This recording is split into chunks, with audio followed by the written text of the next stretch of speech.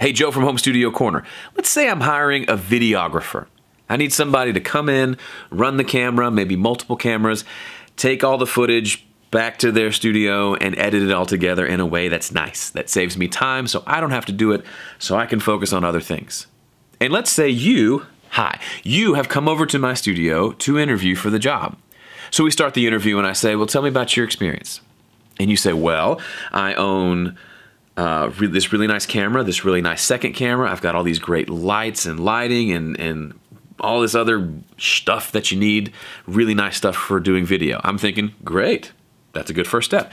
Then you tell me, and I have Photoshop and After Effects and Final Cut and all these other softwares that you need, and I'm proficient in all of them. And I think, that's good too.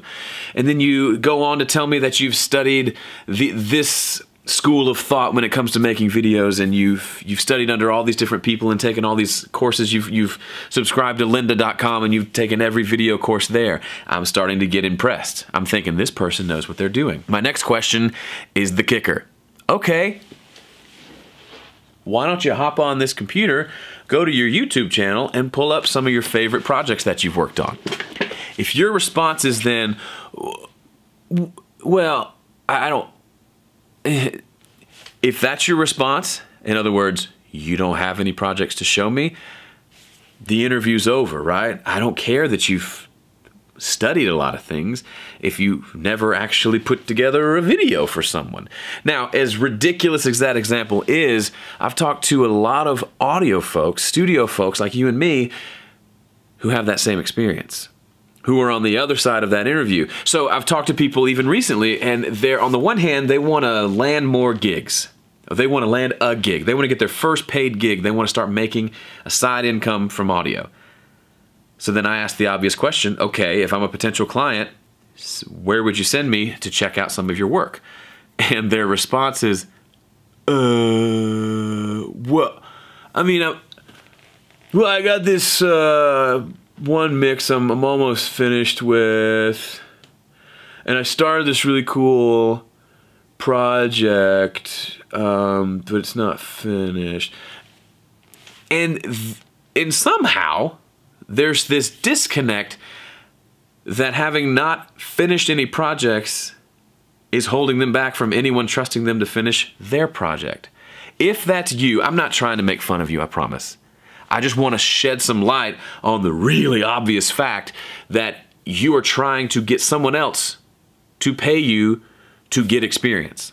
Now, that can work sometimes. You find somebody who says, oh, you have a studio, please, here's $100, please record my song. And you just do it, and that's great. If you can get on the job training where you're getting paid and you're doing the work and you're gaining experience, kudos, that's awesome. Most people aren't gonna be down for that. So what you need to do, if this is you, you're wanting to work with more people, you're wanting more experience so that you can work with more people, you should take whatever you used for your to-do list, erase it, throw it away, and put one item on there, and that is to create and finish a project. It can be one song, it can be 5 songs, it can be ideally lots and lots of songs. Do you know that I release lots of music? Okay, last year, 2017, I released 3 separate EPs, each of them with at least 4 songs. That's a lot of work, and that's a lot of music, and I'm so proud of the music, and as an artist, it was so fun to do, and I'm so glad that I did it. But you know, there's another reason behind why I do that. I do it to make music because I was born and created to make music. I also do it because I want to demonstrate what I'm able to do as a musician, as an engineer, as a mix engineer, as a producer. I want to put calling cards out there so people can hear my work and then maybe, just maybe, come back and want to work with me on one of their own projects. Now, if you also are wanting to work on people's projects and do production and recording and mixing, but you don't have anything to show me what you've done, that is where 100% of your focus should be.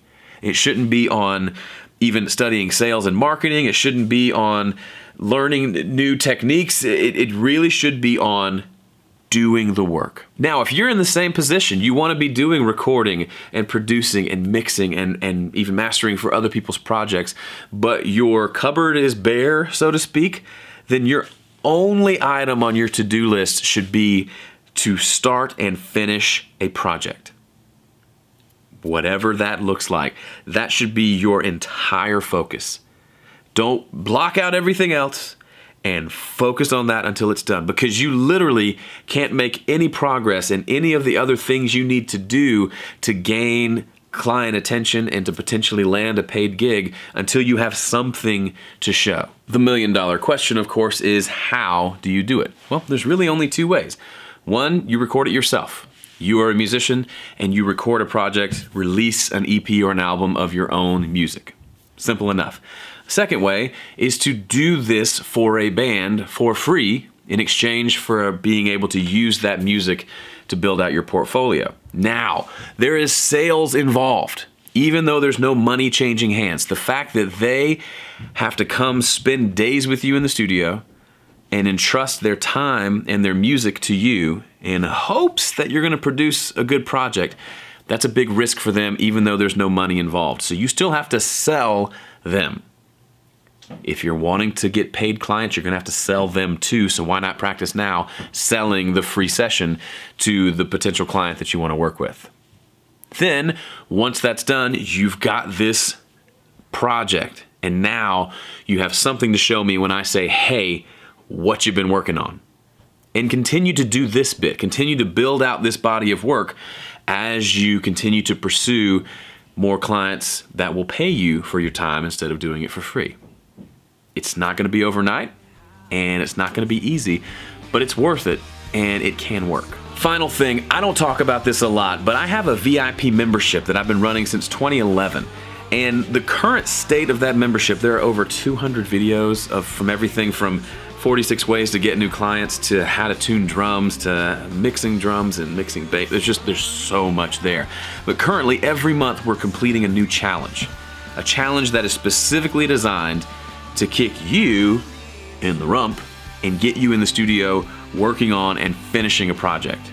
So if what I said earlier in this video resonates with you, come become a VIP member. Check out the challenge that we're doing. Just dive in and complete a challenge. It's super cheap, it's very inexpensive, and I'm gonna give you a month for free. This is something I haven't done yet.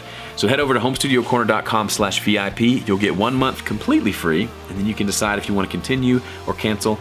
Either way, we can still be friends. Thanks so much for watching this video. If you have questions or comments, leave them below. Otherwise, I'll see you around.